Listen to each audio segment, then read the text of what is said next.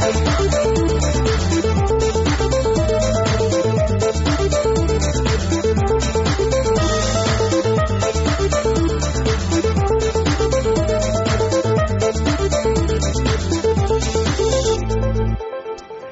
and welcome to the Finance Quarter. I'm Andrew Robertson.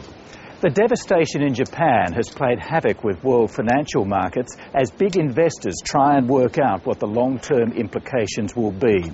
Stock markets have been hit hard, and the question for you and me as small investors is what will the impact be on our share portfolios?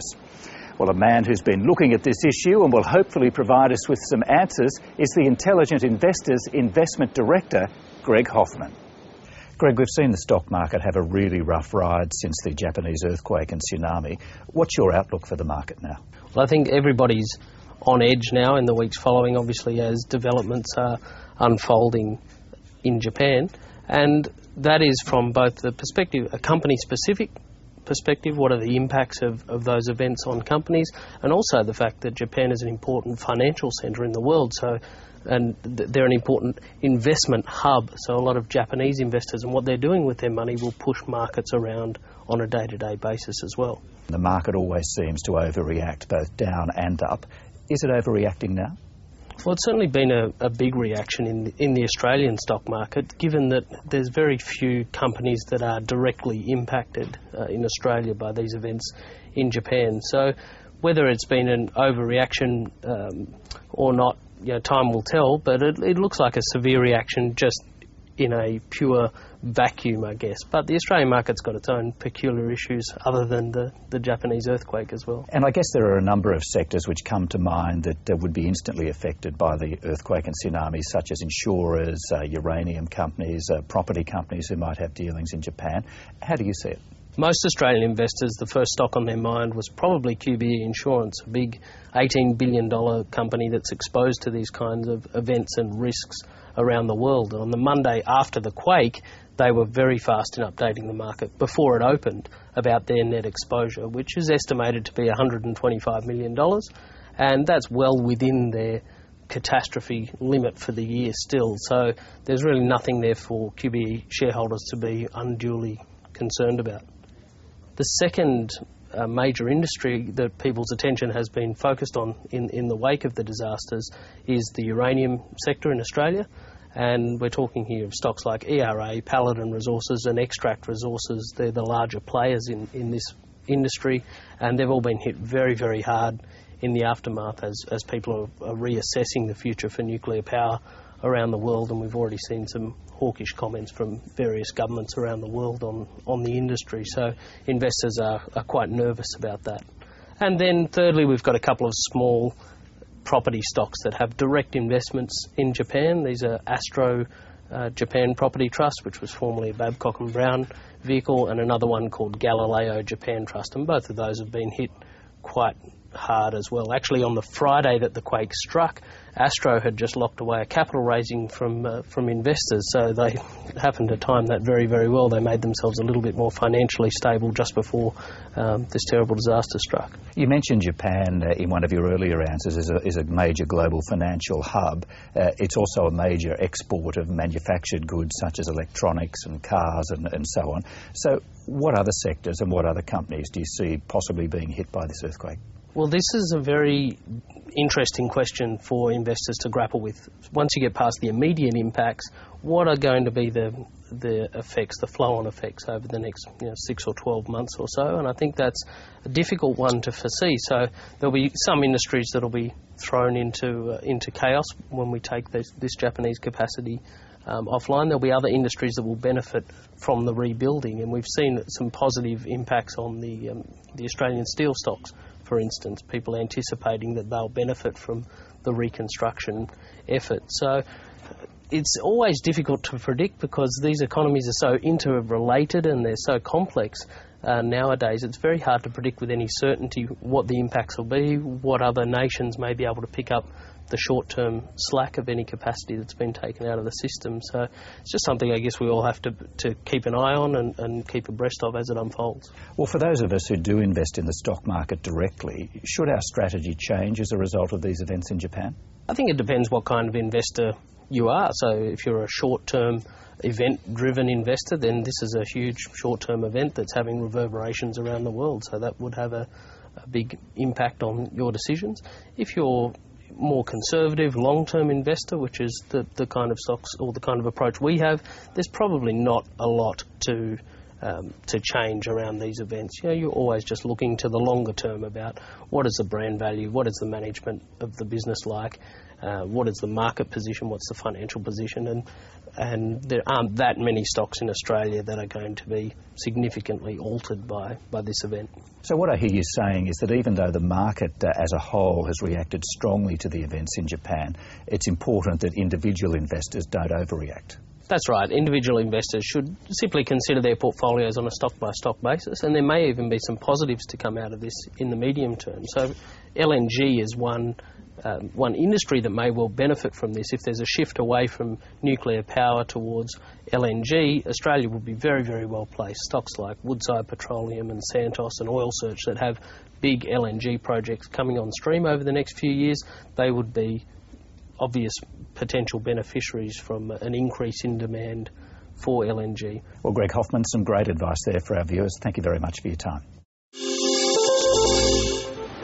Already we're seeing the first signs of Australian companies being damaged by events in Japan, with surfing goods maker Billabong issuing a profit warning. Only time will tell if retailers, car companies and others who rely on imports from Japan will also be affected. But one man who remains confident is Wesfarmers boss Richard Goyder.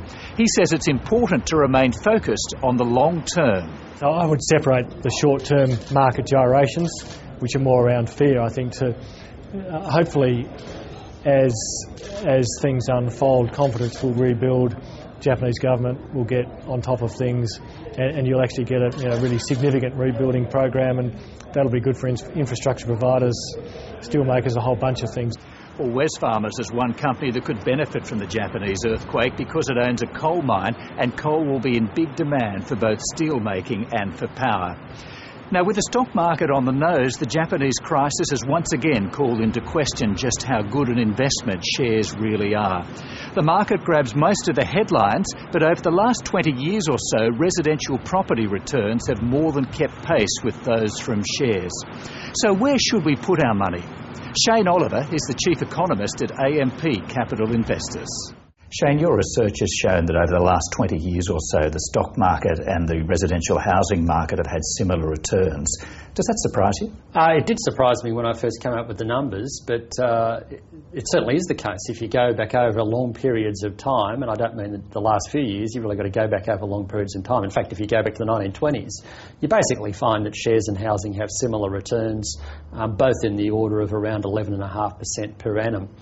And of course, there's times when shares do better, for example, through the 80s and 90s and coming into the last decade. Then, of course, there's times where housing does a lot better. And you could argue over the last few years, housing has done better than shares. But I think at the end of the day, they're both connected to the economy. The share market takes its lead from company profits, which depends on how the economy goes. The housing market takes its lead from population growth and income growth, of course, which are also related to how the economy goes. So, in a longer-term sense, it certainly makes sense that the two should have similar returns. Well, speaking of gyrations, we're seeing the share market hit pretty hard at the moment because of what's happened in Japan. Is that likely to tilt the balance of returns between the stock market and residential property? I don't think the situation in Japan will dramatically alter the relativities between housing and shares. Yes, it has a short-term impact because the share market takes the brunt of changes in investor sentiment. Whereas people won't be rushing out and selling houses on the back of the events in Japan. But my feeling is that the Japanese uncertainty and the tragedy which is unfolding there will have a slight negative impact on the Australian economy, but it won't derail growth in Australia, and nor will it derail global growth. So consequently, I think that we'll see the share market rebound. Now, if alternatively there is something that derails global growth, suppose the Japanese situation turns into a nuclear nightmare or China collapses, then it's debatable which one is most vulnerable, i.e. shares or housing. Initially you could say the share market will come down, but you could argue housing is also vulnerable because Australian house prices have had 15 years of fantastic gains, above average returns. And on all the reckoning that I do, all the analysis I do suggests that housing in Australia is very overvalued. But notwithstanding that, you believe that Australians are much more active in the housing market than they are in the share market. Why do you think that? Australians are active in the housing market in the sense that they tend to be more exposed to it, lesser exposure to shares. And I think Australians are more comfortable with housing because it's bricks and mortar. They can actually touch it and feel it, and that gives a degree of comfort. Whereas when it comes to the share market, it's a bit more removed, if you like.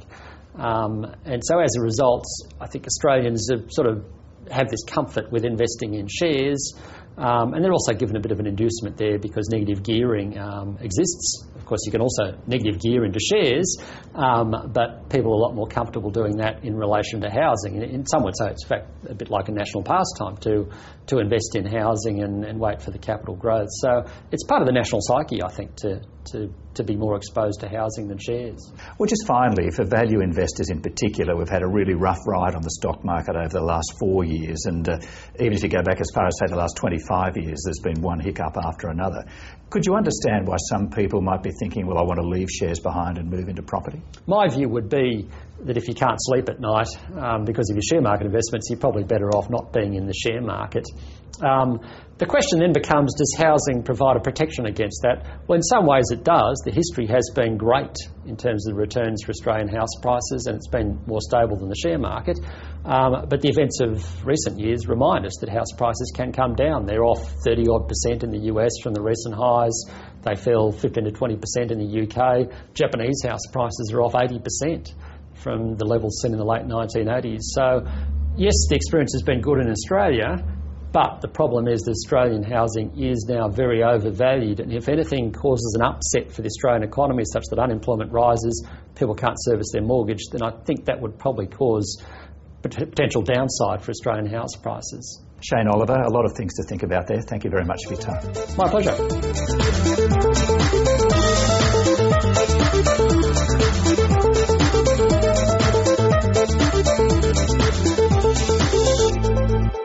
Well, that's all for this edition of the Finance Quarter. If you'd like to see any part of the program again, you can find us on the ABC News website. Just go to the business page and click on the Finance Quarter icon. And if you have any questions around money or business, we'd love to answer them for you. Just send us an email at thefinancequarter@your.abc.net.au. Thank you for watching, and we'll see you next time on the Finance Quarter.